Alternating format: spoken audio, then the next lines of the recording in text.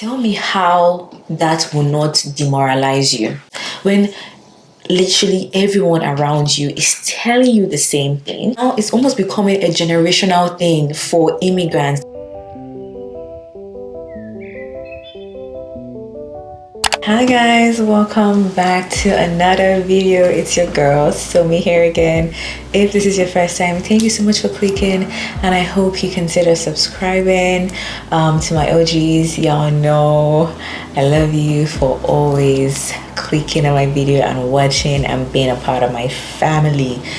Okay, so I feel like today's video is going to be a little bit long, so I'm going to go right into it. But subscribe, okay, let's go. In today's video, I want to talk about something that I think it's a common topic. I haven't seen a video or someone make a video about why this topic is such a big deal. Like, what is the reason behind this?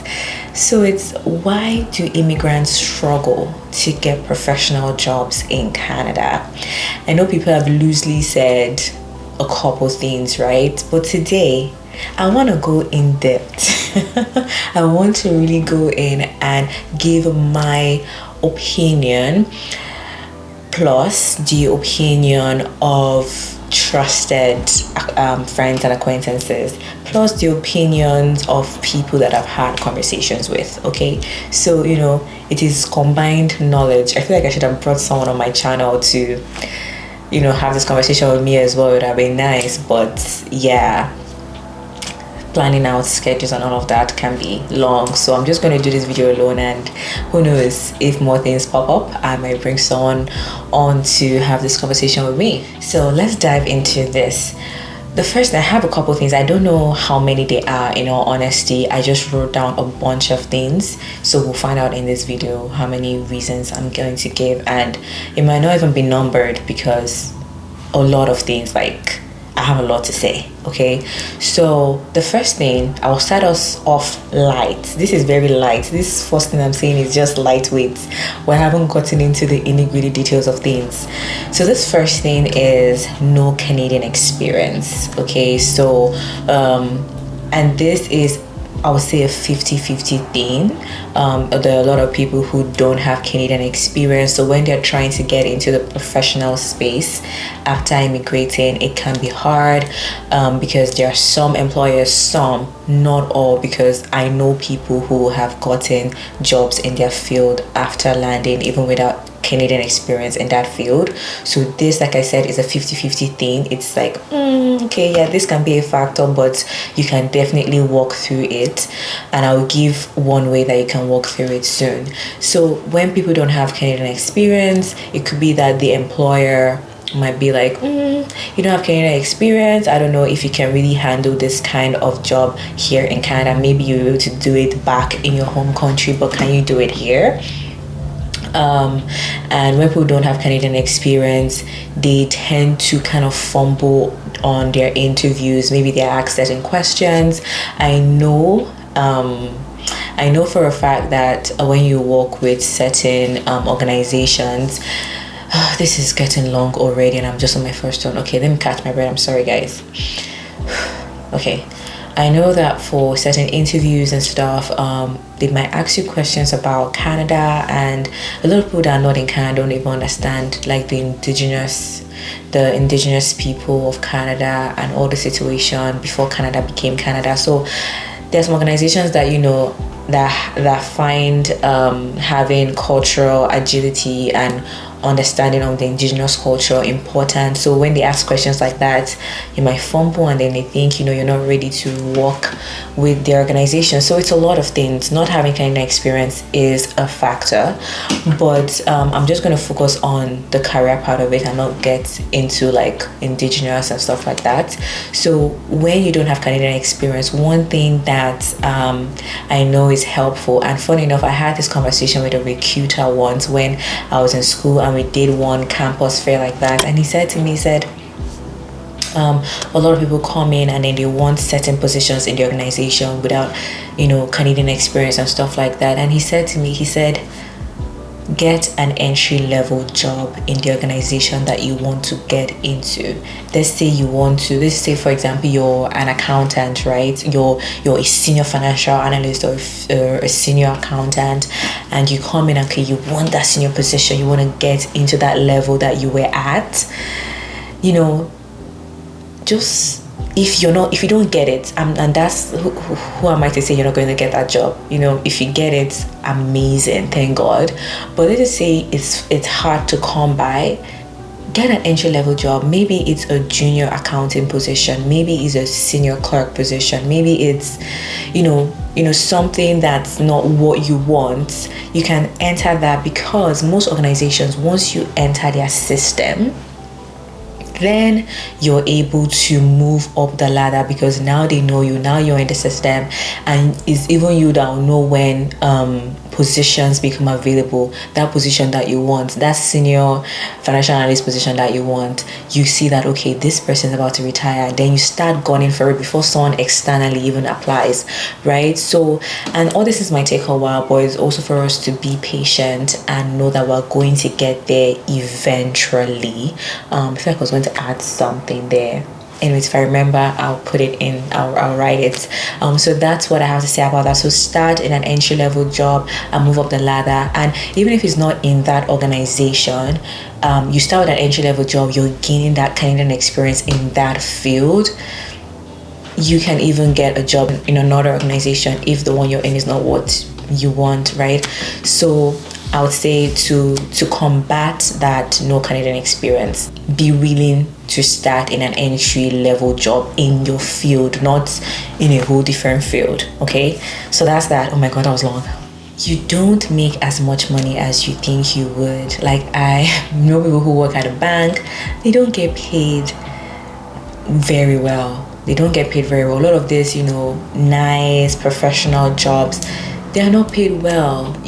Working in an office, it might not be paying you really well. Those industries are not well paid, which is why you see that a lot of people would gravitate towards like the healthcare field, the social like community service, personal care field, because that field, that industry, at least for British Columbia, I don't know about any other province, because I have a friend in Ontario and she tells me all the time that they don't get paid well in all this care work. They don't get paid well. So that's why you find that people gravitate towards care work, the care work industry. That's what I'm gonna call it, the care work industry, because you get paid a lot of money, because the government values that industry, because there are a lot of people who need care in the country, or at least in the province, right? So they pump a lot of money into that industry.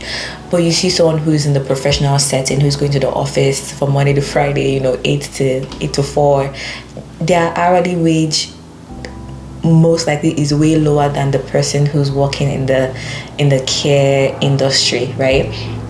So that's why people will look at it like it's legit a struggle, right? So people will look at it and be like, I'm doing care work, I'm earning, let's say, $30 an hour.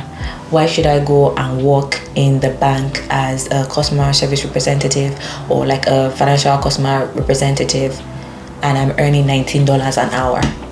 You see, so then you begin to question, like, is it worth it? Do I really, this career that I want, do I really want it, or do I want to make the money? It is a struggle that a lot of people will have to face, and you now have to decide what you want to chase. Are you chasing the money, and for how long? And are you chasing, the career, and are you ready to build your career? Because obviously you might be starting at 19, but you're not going to stay at 19. You definitely move up the ladder and eventually build your career. But are you willing and ready to start at that low level to get to where you want to be, or you want the money, like money for hand, back for round, right? So that is a struggle that a lot of immigrants face. It is, honestly, I faced this struggle. I will not lie to you, okay? But that is a whole other conversation for a different day. So you have to wait. So this is why a lot of people will decide to just stick to whatever, like, path that they have started with when they were students, because they look the other way. It looks fancy, but it's not paid well. And even if, let's say for example, even if you get lucky and the career you've chosen gets paid well, maybe you're getting paid the same $30 as you were getting. The difference with a lot of this care work industry fields and maybe hospitality, I'll just put a bunch of it. I don't want to like seem like I'm attacking care work.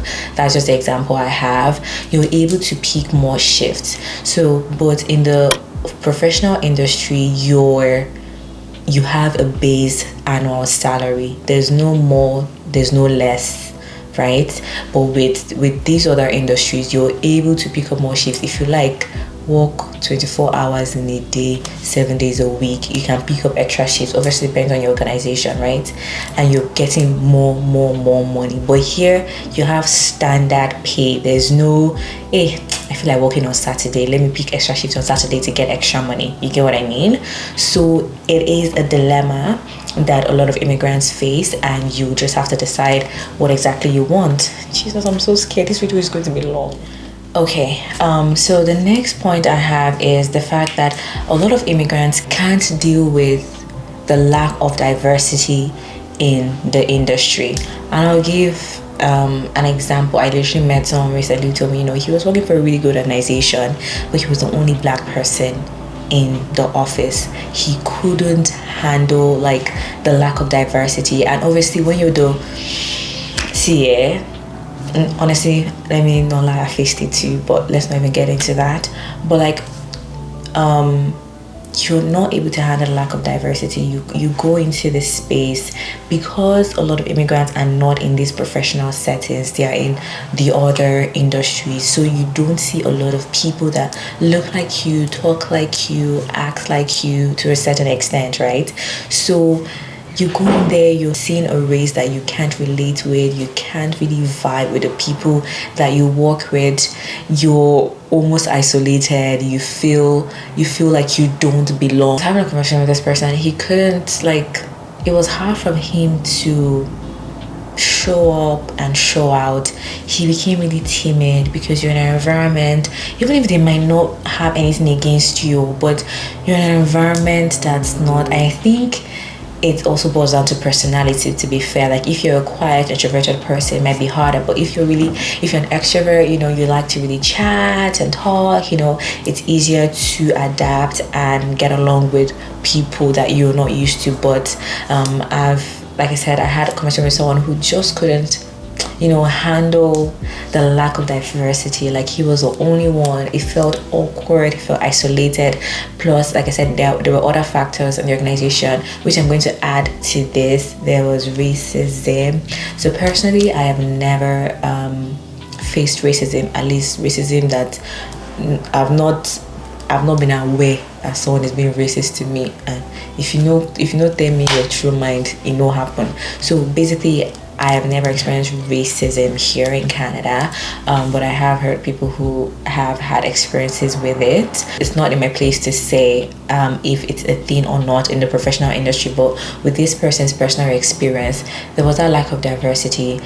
He experienced racism, his supervisors, he just knew that they had it out, like they were out to get him, basically, nitpicking on everything. And there's one I want to chip in here as well: jealousy.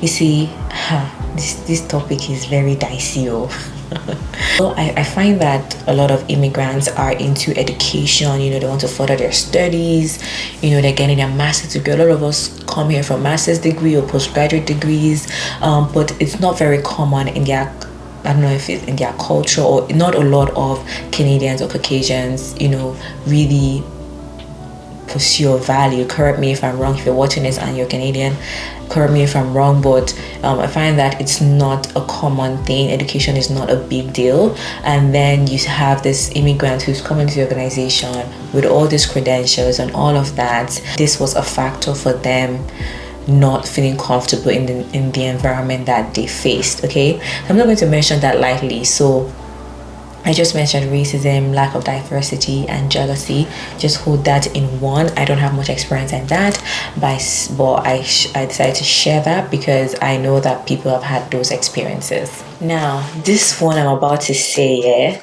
if you have not paid attention all this while, now pay attention. I'm adjusting my seat. I want to sit down with this one here, and this is it. The people you interact with will influence your mindset. Now, this is a huge one. I find this very, very common.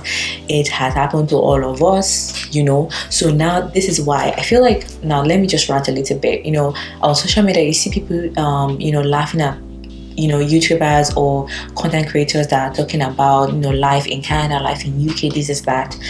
No one is, saying don't come or whatever, but it's preparing your mind and sharing information that we have. So if this is something that you want, you come prepared so that you don't have to face the struggles that we faced and blah blah blah blah blah. That's by the way. Anyways, the people you interact with will really influence your mindset. I find that here. Now let me talk about, I'm Nigerian by the way. Hi. Let me talk about, let's say, the Nigerian or African community. You have me, I come into the country, I'm having a conversation with a fellow Nigerian or a fellow African, and then tell me, don't even bother yourself, or don't even try going to get a job in the professional setting. It's not going to happen. You're not going to get it. Just stay with us in this factory work. That's the only thing for us here. Like, tell me how that will not demoralize you.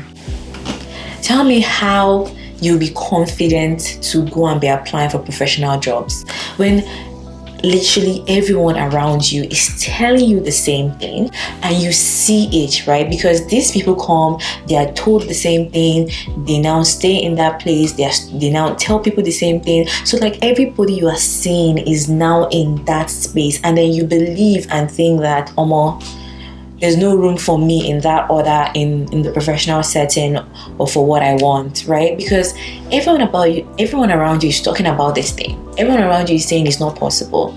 This is not even professional. But let me just give a random example. You also see you come and then you hear people tell you, don't even go and take the driver's license, or the license test, you're going to fail it, don't even bother, things like that. And you're like, how can I confidently even go do those things? Because these people that are telling you, they clearly don't have that credential, or they're not in that setting. So you're like, it's true. It's like, this is not possible, because they haven't even tried. They came, they were told the same thing, they're telling you the same thing. So it's almost becoming a generational thing for immigrants that like, don't forget it, you're not going to get it. Like, why are we demoralizing people? I understand that it is hard, or can be hard, to get into the professional setting or do certain things as an immigrant.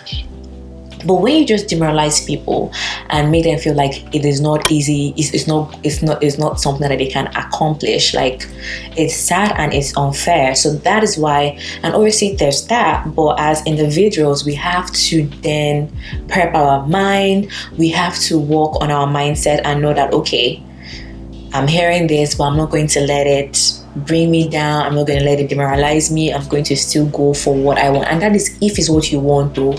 Obviously, if you're watching this video is for people who are wanting to go into the professional field, right? If it's not what you want, it's not what you want. And that's totally fine, okay? But basically, I'm saying surround yourself with people who can push for your progress in the path that you want. People who can help you accomplish, the things that you want to accomplish, by the words they say, by the things you see them do. I'm going to say a friend's personal experience quickly here. She told me about how she was working in a factory, or one of the jobs like that. She was working in a factory, and then she would just, during break, everybody that's there would just be talking, complaining. It's not possible. This is it. I've been doing this for 5 years. I'm working in this place for 5 years. This is what Canada has to offer. Kiniko. I'm like, Hey, how can you not be demoralized by that kind of conversation? Like, and you're seeing people that have been here for a long time telling you that. Like, you would think, oh, more, you don't build, this is it. There's no up from here, right? So, anyways, I don't want to rant too much. This video will be long. I don't like long videos. Okay, so let me just say what I want to say is that watch your environment, watch the things that you digest, the things you know with your ears. I mean, like, fine. You know what? It's okay to actually hear these things that people have to say. It might also help you prepare your mind. Like that friend I told you about that was working in a factory and was hearing this kind of conversation. That conversation made her say, God forbid, in 5 years I will not be doing this and I will not be here lamenting about my situation. Okay, so I think, like, fine, hearing that those information is good, but what do you do with it? Are you going to let it demoralize you, or are you going to let it motivate you to push further? That's it with that. So I'm going to piggyback on the example I just gave, and this next one is, how do I put it? Because these things I have to say it, there's no headline. It's hard. So basically I'll just explain it. I don't have a headline for it, but basically you get into jobs that don't align with your field and then it becomes harder to leave. Okay, the headline is it becomes hard for you to leave. And what do I mean by that? You get into, let's say, a factory job now, and see, I'm not saying anything bad about any of these jobs. We all did it. I did my own jobs when I came here, even before Canada. We don't run this street since. Okay, so not demoralizing anything. Okay, and these jobs get paid well. I don't know about factory, but at least a care work, you get paid really well. So I'm not talking down on anything. I'm just having a one-on-one conversation with you right now. Okay, so you get into this job, aka a factory job, right? And you get into, maybe you're working there for like 3-4 years. Tell me how you would apply for a job, yeah? And then the employer says that the last 3 or 2 careers that you've had is in a totally different field than what you're applying for. See, first of all, like I've said and I'll say again, nothing is impossible, right? You meet an employer that understands the situation. But there are also, I've seen people who are meticulous with the way they look at resumes and the way they screen candidates. So these things are real. Imagine an employer looking at your resume, seeing that the last 4 years you're working in a factory, but now you want to come and work as an accountant. Who wouldn't raise their brows at that? And also, even you yourself, let's even take out the employer now for a minute. You yourself, when you're in these jobs, see, you don't understand this mind and all these things and comfort. When you're now in this job, it becomes harder for you to leave, because even sometimes you yourself, you become demoralized. I've been in this thing for too long. Why not even stay here and just be here? Anyways, it's paying my bills. I'm even building house back home. I am sending money back home. I am not broke and blah blah blah blah blah, right? So you yourself become demoralized and you continue to stay in the job because it's now what you're used to. And even though you're constantly striving and struggling with, this is not what I want, but leaving just becomes harder. I like this term. It's an open prison. Okay, it's right, like the gates are open for you to leave and then you want to leave, but it just becomes harder for you to leave that environment because it's what you're used to. See, another thing, some of these jobs, your head, your brain will stop working at some point. Sorry, but because you're not utilizing your intelligence.